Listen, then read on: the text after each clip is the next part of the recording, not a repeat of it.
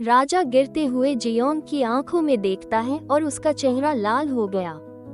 Jeong के गिरने से लगी चोट देखकर राजा दुखी हुआ और तुरंत डॉक्टर बुलाने की बात की, लेकिन जियोंग ने इसे मामूली समझते हुए नजरअंदाज कर दिया। जब जियोंग ने बैग की जांच की तो उसे पता चला कि भविष्य में लौटने की कुंजी मंगुनरो किताब गायब है। जियोंग को उदास देखकर राजा ने उसे आश्वस्त किया कि वह इसे जरूर ढूंढ लेगा। उदास मन के साथ रसोई में गई जियोंग ने देखा कि रसोइये शराब पी रहे हैं और उन्होंने इसे कभी नहीं पीने को कहा, लेकिन जब उन्हें शराब की पेशकश की गई तो उन्होंने आखिरकार पीना शुरू कर दिया। जल्द ही वे नशे में गा रही थी और फिर गिर पड़ी। और राजा इस सोच में कि अगर किताब मिल गई तो जियोंग फिर से भविष्य में लौट जाएगी, सो नहीं पा रहा था। अगले दिन राजा और उनके सेवक चीन से भेजे जाने वाले दूतों का स्वागत करने के लिए बैठक कर रहे थे। बातचीत की रणनीति पर चर्चा करते समय राजा ने ये भी जाना कि चीनी प्रतिनिधि बेहद स्वाद के मामले में सख्त हैं और खाना इस्तेमाल करके बातचीत में लाभ प्राप्त करना चाहते हैं।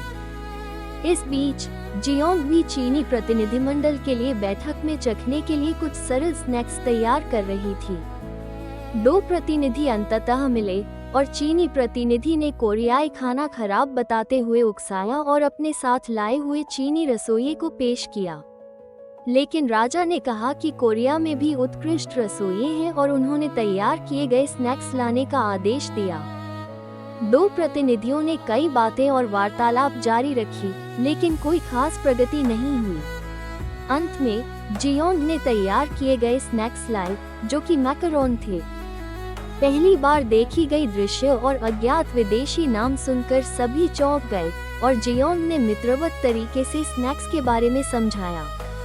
इसके बाद एक एक करके चीनी प्रतिनिधि और 3 रसोइये ने चखना शुरू किया। सभी की आंखें खुल गईं और उन्होंने पहली बार चखे गए स्नैक्स की तारीफ की। चीनी प्रतिनिधि ने कहा कि यह बहुत स्वादिष्ट है, लेकिन केवल स्नैक्स से स्वीकार नहीं किया जा सकता, और उन्होंने असली कुकिंग मुकाबले का प्रस्ताव रखा, जिसमें 3 बनाम 3 की प्रतियोगिता हो। राजा ने अनुमति देते हुए भी अधिक शर्तें जोड़कर खेल को बड़ा कर दिया। जियोंग ने नहीं कहने का इशारा किया, लेकिन राजा ने उसे अनदेखा कर मुकाबले को मंजूरी दे दी। इस प्रकार जियोंग राजा के साथ अकेले रह गई और चीन से आए 3 रसोइयों ने अपनी अद्भुत काबिलियत दिखाते हुए कहा कि हम कभी जीत नहीं सकते। लेकिन राजा ने आश्वस्त किया, अगर तुम हो तो तुम आसानी से जीत सकते हो। चलो मिलकर तरीका सोचते हैं। मैकरोन स्नैक्स ने रानी कांग मोकगू और चाचा जेसान को भी आश्चर्यचकित कर दिया, लेकिन कांग मोकगू ने जानबूझकर कहा कि यह स्वादहीन है। वास्तव में ये दोनों चीनी प्रतिनिधि के साथ हाथ मिलाकर जिनसिंग एकत्र करने का अधिकार हासिल करने और व्यक्तिगत लाभ उठाने की योजना बना रहे थे।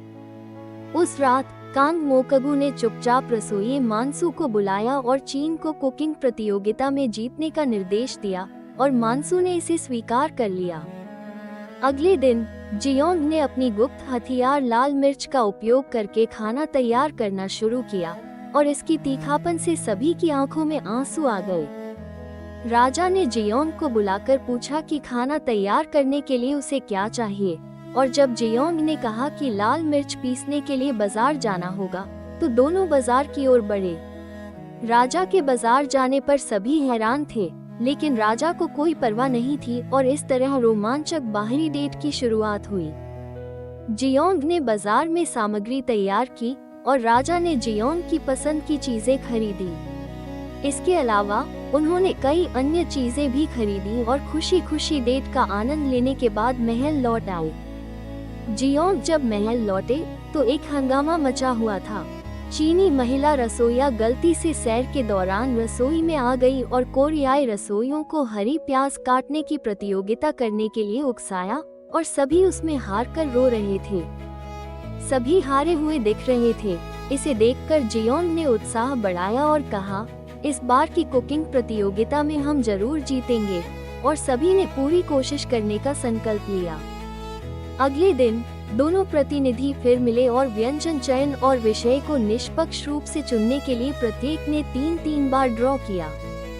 इस प्रकार पहले ड्रॉ का व्यंजन विषय था दुनिया में न होने वाला मांस व्यंजन, और दूसरा विषय था कि प्रत्येक देश का रसोइया एक दूसरे की जगह पर व्यंजन बनाए, जो कि जिनसेंग से बनी सूप डिश के रूप में चुना गया। चीनी प्रतिनिधिमंडल आत्मविश्वासी था। सूप व्यंजन में चीन मूल रूप से मजबूत था और देशों के रसोइयों के आपस में बदलकर व्यंजन बनाने में भी उन्हें भरोसा था। इसका कारण ये था कि महिला रसोइया लाल मिर्च के स्वाद और सुगंध को जान गई थी और कोरियाई खाना समझ गई थी। राजा ने कहा कि कुकिंग प्रतियोगिता 3 दिन बाद होगी। जियोंग ने तुरंत संकेत भेजकर इसे 5 दिन बाद तक स्थगित कर दिया और जीतने का दृढ़ संकल्प लेकर तैयारी शुरू की।